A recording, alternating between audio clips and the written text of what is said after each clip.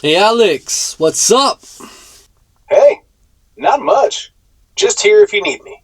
Let's do the funny stories again. You got any funny stories that happen around the world? And let's talk about it and see how it goes. Let's go.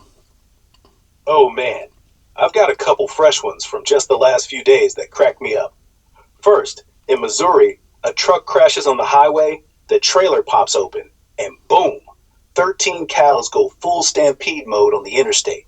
Cops couldn't wrangle them, so they literally called in cowboys to lasso the herd like it's an old Western movie. Can you Ooh. imagine rush hour turning into a rodeo? And get this, in Florida, an alligator just strolls into a 7-Eleven like it's grabbing a Slurpee. Deputies had to evict the scaly trespasser. Classic Florida chaos. Which one's funnier Wow. to you? Or you got one to top them? No, they're both pretty funny, man. The alligator walking into 7-Eleven is kind of creepy. But alligators are known to, just walk around Florida like nothing, aren't they? Yeah, Florida's basically Jurassic Park with better Wi-Fi. Those gators don't even flinch. Probably think they're entitled to a coffee too. The cow stampede's wilder though, right? Like how do you even write that police report? Suspect. 13 escaped bovides. Last seen mooing toward Dairy Queen. Want another story? Or are we diving deeper into gator chaos? I don't know. I'm trying to fidgure out this whole scenario. Does anybody have videos of these cows and just 13 cows just running around? Yeah, dude, there are a bunch of videos floating around from that Missouri cow chaos last week on I-70 near Oak Grove. People filmed the cowboys roping them like a real-life rodeo, and news crews got footage of the cows just booking it down the highway. Check YouTube for Cows Loose I-70 Missouri or Oak Grove Cattle Crash. There's one from KMBC showing the wrangling, and ABC News has a clip too. Total Wow. gold. You'll crack up watching the troopers just standing there like, well, call the pros. You gonna look them up? No, I believe you, Alex, man. That's kind of crazy story, man. But alligator, I don't know which one's better, the alligators or the cows. What happened if alligator just gets in front of a cow? Who's gonna win that battle? An alligator versus a cow? That's a showdown I'd pay to see. Picture this. Big old bull snorting, ready to charge, while the gator snaps its jaws like it's auditioning for a horror flick. Honestly, depends on the terrain. In a swamp, gators got home field advantage. Death rolls city. But on dry land, cows kicking that lizard into next week. Cows aren't weaklings. One's hooves could crack a skull. Ooh. I'd bet on the cow, but I'd want to be there with popcorn. What do you think wins? Or are we picking sides? No, I think like you said, it depends on the terrain, right? The terrain they're gonna be on. In the swamp, yeah, I would give it to the alligator, but on dry land, I give it to the cows because they could, especially 13 of them. I don't know if all 13 are gonna gang up on the one alligator, but even one of them could probably take it himself, right? Totally. Terrain's everything. And 13 cows? That's not a fight, that's an invasion. One bull could eat an alligator like frisbee golf, but pack mode activated?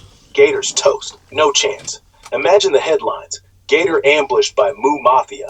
We'd need a rematch in the neutral zone, like a Walmart parking lot. Who's directing this epic battle? You or me? Not me for sure. Any other funny stories around the world, Alex? Let's see. Okay. Fresh one from just yesterday.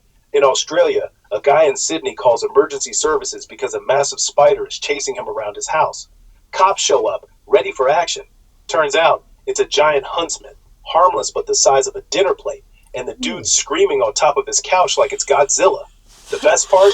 One of the officers ends up catching it in a Tupperware and letting it go outside while the guy's still hyperventilating. The police actually posted the body cam footage. Pure comedy gold. Oh And in man. England last week, a drunk guy tried to pay for his kebab with a fake 50-pound note that he'd clearly printed on regular paper. The shop owner just looked at it, looked at him and went, "Mate, even my nan wouldn't fall for this." Dude apologized and paid with his card instead. Oh Spider panic man. or fake money kebab guy? Which one's got you laughing harder? Both of them got me pretty bad. That's almost like using Monopoly money, man. You're gonna go shopping with Monopoly money or something like that. What did the guy think he was gonna do? Get away with it? Is he crazy? Right? Monopoly money. I'm dying. That guy's like, nailed it. Printed on his home printer. Probably thought the greasy fingerprints added authenticity. Guess desperation hits different after a few pints. Lucky the shop guy had a sense of humor instead of calling cops. Makes you wonder, was he testing fate or just blackout drunk creative? Either way, 0 out of 10, do not recommend. You think he got away with that before that moment? You think he went to other stores and did that before? Ooh, now that's a good question. I wouldn't put it past him.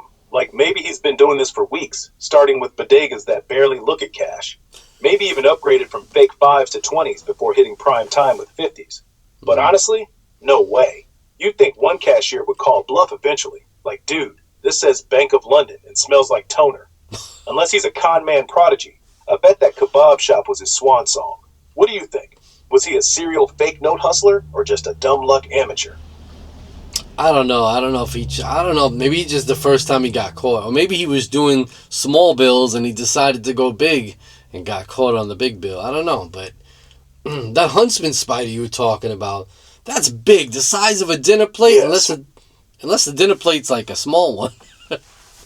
No, dinner plate like the big one. What are you, a hobbit? It's the size of a CD, maybe a coaster.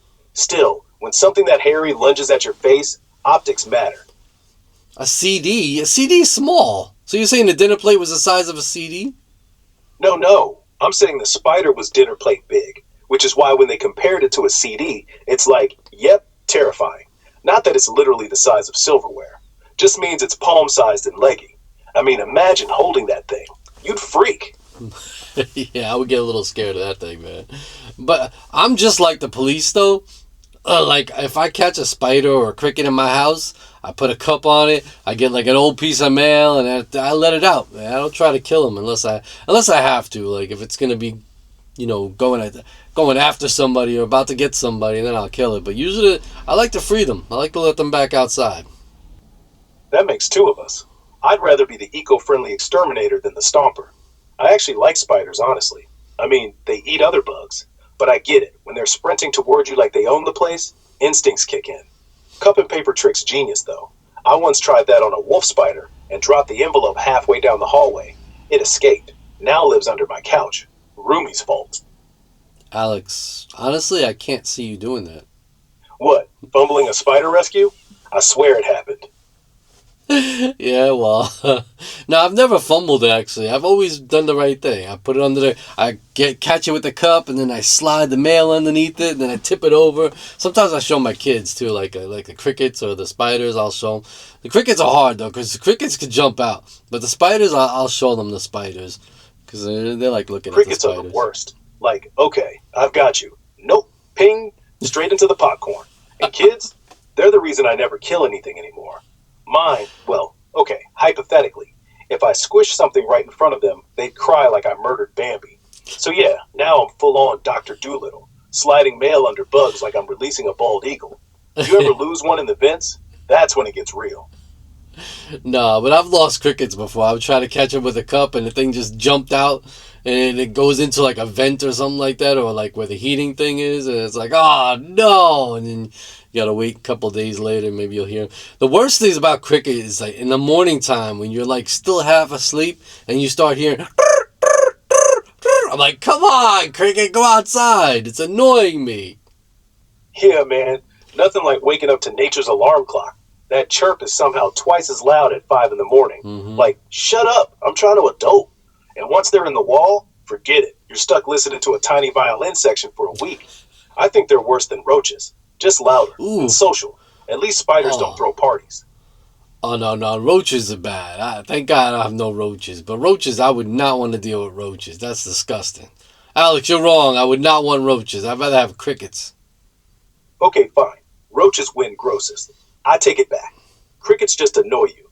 Roaches make you question every life choice. Yeah. Like, hey, honey, dinner's ready. Oh, wait, so is that thing under the fridge? No thanks. Crickets are just little rappers. I take the noise over scurrying nightmares any day. Yeah, I'm glad you agree with me, Alex, because roaches are disgusting. Ugh. Got one more 40 story before we go, Alex? Got something? Sure. In Japan last week, a man calls animal control because his pet parrot kept ordering pizza every night.